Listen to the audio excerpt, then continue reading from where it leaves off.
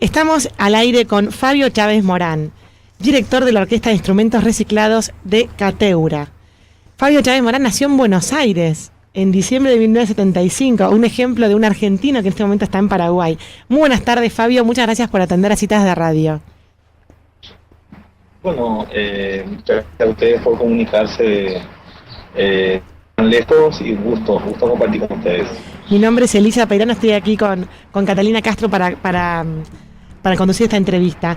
Fabio, bueno, la verdad es que para toda aquella gente que no ha oído hablar de la Orquesta de Instrumentos Reciclados, usted, algo que nos dije en la presentación es que usted es ingeniero ambiental y también músico, ¿no? Sí, así mismo, sí. Yo he estudiado otras cosas que no son directamente la música. Sí he estudiado la música de manera parcial, no tenía la suerte de tener el tiempo suficiente de terminar un estudio musical. Sí, una carrera que se llama Ingeniería en Ecología Humana. Ajá. En la Universidad Nacional de Asunción, aquí, y la filosofía en la Universidad Católica de Asunción. Y a partir del 2006 es que usted fundó esta orquesta. ¿Cómo fue la historia de la orquesta esta de objetos reciclados? Bueno, le voy a contar la versión breve. La versión breve. Porque la historia es un poco larga, ¿verdad? Yo inicié un trabajo como técnico en el vertedero hacia el año 2006, con una organización que se llamaba Alter Vida, y posteriormente que inició un proyecto que se llamaba Procicla. Buscaba implementar en 4 barrios de la Asunción un proyecto de recolección selectiva con clasificación de residuos sólidos domiciliarios en la fuente, en las casas, diciéndolo de otra manera, y su recuperación posterior en el destino final, o sea, en el vertedero, pero en un sitio distinto, donde es en este momento el sitio donde se deposita de manera totalmente descontrolada los residuos. Trabajé en este proyecto por casi 3 años. Es lo que me llevó a conocer la comunidad. Pero ya conocer la comunidad por trabajos de campo que había hecho anteriormente por la universidad en ese lugar. Porque una de las vertientes principales de la carrera que yo seguí era justamente la de tratamiento de residuos. Mi trabajo en este proyecto de procesamiento de residuos implicaba un contacto muy profundo y cercano con el reciclaje. Partiendo de la base de que el vertedero comenzó a constituir una fuente de trabajo informal a mucha gente que no tenía otro medio de subsistencia, ¿verdad? Entonces, como una actividad adicional, comencé también por una motivación personal a ejercer otras labores, entre ellas la de enseñar música en la comunidad, porque yo tengo una experiencia desde muy pequeño de enseñar música. He dirigido coros en el pueblo de mis padres, aquí en Paraguay. He tenido grupos musicales, incluso una pequeña orquesta también la he formado allí antes de esta experiencia. Entonces comencé a enseñar música de manera, voluntaria en mis tiempos libres en la comunidad. Así fueron los principios de este proyecto. Y de ahí a que se les ocurriera a construir los instrumentos con la basura, ¿cómo fue esa transición? Ya, el inicio de enseñar música, bueno, yo lo realicé con instrumentos que yo tenía en mi propiedad o instrumentos que yo traía de mi pueblo, donde yo ya tenía un pequeño grupo musical, ¿verdad? Sin embargo, por supuesto, la situación de los niños de esta comunidad de Cateura, su situación social, su comportamiento, su forma de ser, era totalmente distinta a las de aquel pueblo donde yo vivía, ¿verdad? Hay que imaginarse a niños que seguramente mucha gente conoce su situación también en la Argentina, que están en situación de calle a veces, o expuestos muy al descuido de gente mayor, niños que a veces no tienen el hábito de obedecer o respetar, ¿verdad? O de estar atentos, ni siquiera 5 minutos, que son cualidades que uno necesita realmente de un niño para enseñarle música. Claro.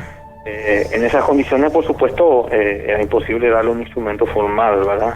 Ujú. Entonces se nos tuvo que ocurrir necesariamente hacer algunos instrumentos, le llamamos nosotros didácticos, que suplan esos instrumentos frágiles que no iban a tolerar ese trato, ¿verdad?, que tenían los niños para con los elementos que le dábamos.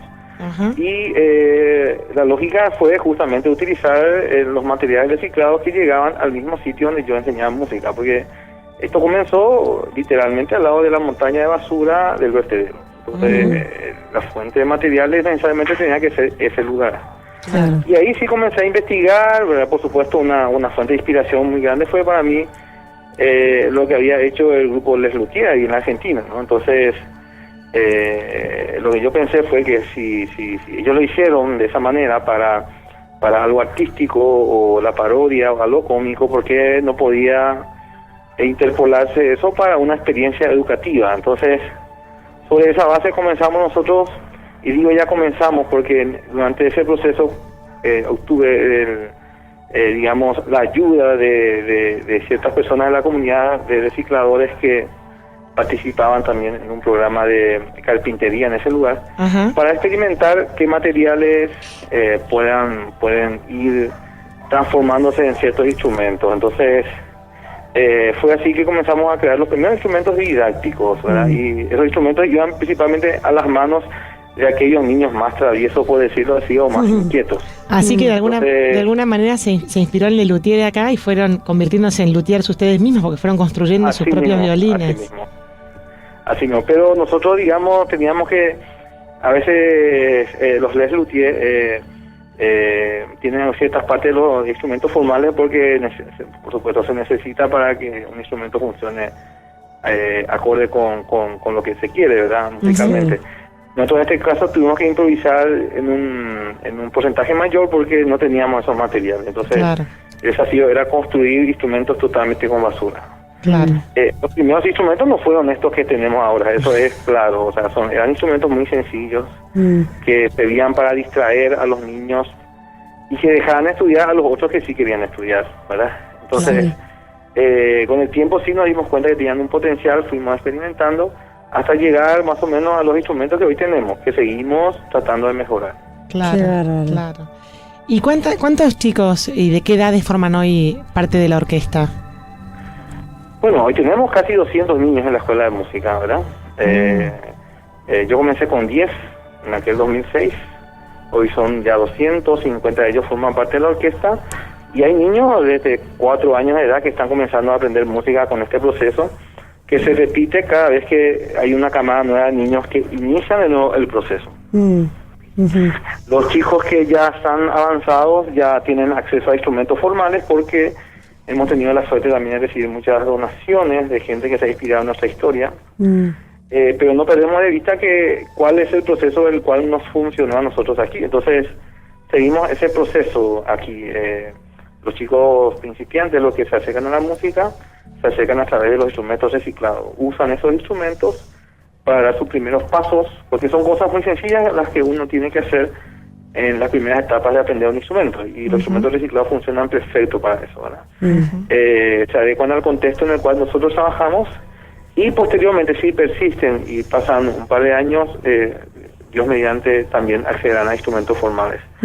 Artísticamente nosotros mantenemos nuestra identidad de los instrumentos reciclados, que es la identidad, nuestros orígenes, nuestras raíces, que nos han permitido, digamos, acercar la música a los niños, ¿verdad? Y lo que a veces ocurre en sentido contrario a lo que pasa en un conservatorio, que es que los niños deben acercarse a la música. Significa que cuando uno quiere estudiar música se tiene que adecuar al programa, a un proceso, ¿verdad? En un conservatorio, ¿verdad? Por supuesto, se busca la mayor calidad. Nosotros no buscamos eso, nosotros buscamos acercar la música a los niños. Fabio, y en ese acercar la música a los niños, nosotros vimos un video donde hay una niña que dice, la verdad es que yo ahora no podría vivir sin la música. ¿Vos cómo los ves a estos niños que han transitado ese proceso de acercamiento con la música, con las dificultades que por ahí presentaban al principio, con su falta de concentración? ¿Qué beneficios les estás viendo a estos niños al relacionarse con la música? Bueno, muchas cosas. Principalmente yo te estoy llamando ahora de nuestra oficina, que funciona en la casa de mi suegra, donde yo vivo, bueno, funciona nuestra oficina, y trabajo acá con 8 personas, que son mis colaboradores. ¿Y quiénes son esas personas? Los chicos más grandes de la orquesta, aquellos 10, algunos de aquellos 10 que han comenzado conmigo. Hoy en día, te comento, el equipo que coopera conmigo en organizar todas las actividades de la orquesta, imagínate, 2 conciertos por semana en Paraguay, un promedio de 2 viajes al exterior por mes. ¡Qué bárbaro! Una escuela de música que funciona con 200 niños, 20 profesores, ensayos todas las semanas, de las cuales participan 50 niños y jóvenes. Todo eso me ayuda a coordinar estos chicos que yo encontré cuando eran muy niños aún, prácticamente en la calle. Entonces algo tuvo que haber sucedido para que ellos del estadio, ¿verdad?, de esa condición, hoy en día estén coordinando viajes por todo el mundo. O sea, realmente la música lo que permite es instalar en la mente de estos chicos la palabra proceso, ¿verdad? Porque te imaginarás que la gente que vive en ciertas condiciones de extrema vulnerabilidad no tiene la suerte de tener esa forma de ver la vida a través de un proceso, sino que solamente la sobrevivencia, el aquí y el ahora, ¿verdad? Ellos, sin embargo, cualquier chico que forma la orquesta hoy en día tiene una agenda mínima de 6 meses por delante, o sea, tienen proyectado su mente 6 meses por delante. Largo plazo, le digo. No sé qué niño de 13 años puede tener eso, ¿verdad? O sea, pero nosotros sí, si no va a funcionar. Nosotros tenemos viajes previstos para, por ejemplo, marzo del año que viene. Claro. Y además tienen previsto, digamos, el mundo los ha descubierto, estamos leyendo la cantidad de premios y de reconocimientos que han recibido. ¿Cómo fue este despertar a que el mundo viera lo que estabas haciendo, Fabio? Bueno, fue, digamos, como una hoja de cuchillo de doble filo, porque por un lado fue una generación increíble de oportunidades, pero también fue una avalancha de situaciones que tuvimos que comenzar a administrar o manejar, ¿verdad? Realmente, si hubiésemos nosotros podido elegir cómo se hubieran dado las cosas, no las hubiésemos elegido de esta manera, pero las oportunidades dicen que es como un tren que pasa a veces una sola vez, pero el problema es que no te dice qué horario va a pasar. Entonces, si tú dices, bueno, me subo al siguiente, no sabes si va a pasar el siguiente. Claro. Entonces hay que agarrar las oportunidades como vienen a veces y cuando se presentan. Y eso es lo que hemos tratado nosotros de hacer muy humildemente en la condición en la cual nos ha tocado. Imagínate el haber ido de gira por Cometálica, es algo que si yo me detuviera a pensar en mi sano juicio no lo hubiera hecho, ¿no? ¿Y cómo fue para los chicos tocar junto con Metallica? Y bueno, realmente fue algo para ellos alucinante, por supuesto. Underground fue algo impactante para ellos. Para nosotros fue realmente un desafío, ¿verdad? Vivir ciertas crisis, vivir ciertas situaciones que nos han superado enormemente a nuestras capacidades, ¿verdad? Gracias a Dios volvimos sanos y salvos y vivos, ¿verdad? Pero cargados con una experiencia realmente indescriptible, ¿verdad? Creo que nos marcó a todos, a ellos, a nosotros, ¿verdad? Y a la comunidad toda. Fabio, ¿dónde queda Cateura? Si pudieras describirme el mapa de Paraguay, ¿qué acerca de Asunción? ¿Más al norte, más al sur? Sí. Bueno, Cateura es una zona marginal de Asunción. Marginal digo porque está al margen de la ciudad.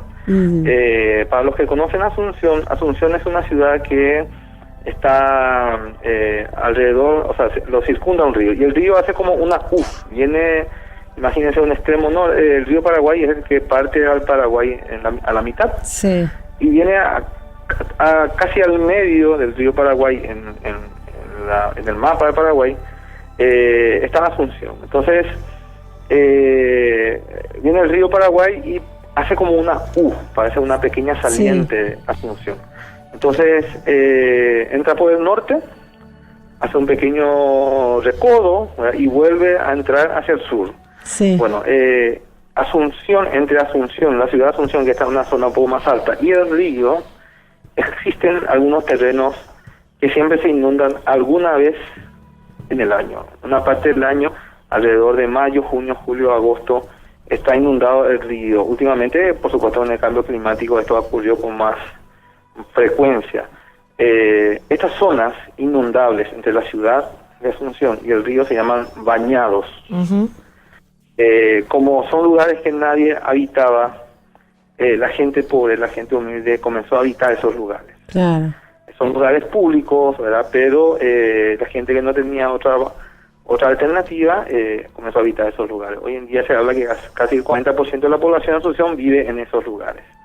Y Cateura está en el bañado sur, Ujú. en el extremo sur de uno de estos bañados. Si ustedes siguen Asunción al sur, donde termina el bañado sur de Asunción, ahí está Cateura, el extremo. Fabio, ¿alguna vez pensaste que, porque ahora cuando uno busca Cateura, inmediatamente salta lo de la Orquesta de Objetos Reciclables, ¿alguna vez pensaste que tu trabajo iba a tener tanta trascendencia para esa comunidad? No, realmente cuando comenzamos a trabajar en esto nunca nos hubiésemos imaginado que nuestro trabajo tendría este tipo de impacto, porque realmente lo hicimos porque mucha gente me pregunta por qué lo hace, ¿verdad? Y yo creo que todos queremos cambiar algo del entorno en el cual vivimos, ¿verdad? Ujú. Algunos lo hacen, digamos, como decimos aquí en Paraguay, plagueándose, o sea, quejándose, ¿verdad? Otros hacen cosas que están a su alcance y otros hacen a veces cosas que un poco más de lo que les corresponde hacer, ¿verdad? Ujú. Y bueno, y creo que con ese espíritu yo comencé a hacer, desarrollar esta experiencia.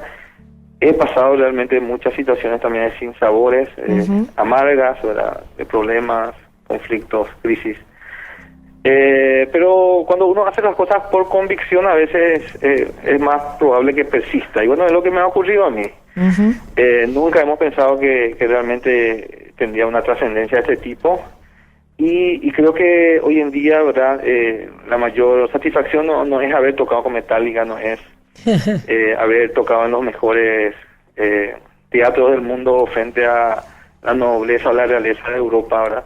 Sino el haber tenido esta sensación de dejar una huella, o sea, de ver hoy estos 200 niños, ver estos 50 que están en la orquesta y 8 jóvenes que hoy están, por ejemplo, trabajando aquí conmigo y que están siguiendo una carrera universitaria Ujú. y que ya van a cambiar la vida detrás de eso. Eso es la mayor satisfacción, que no se ve necesariamente en el escenario. Claro. La verdad que interesantísimo, Fabio. Muchísimas gracias por estos minutos de comunicación y nos despedimos de esta nota con un audio generado por sus chicos con estos materiales reciclables. Muchísimas gracias por atender las citas de radio. No, por favor, gracias a ustedes por la comunicación y para cuando quieran, a las órdenes. Quedamos en contacto. Adiós. Gracias.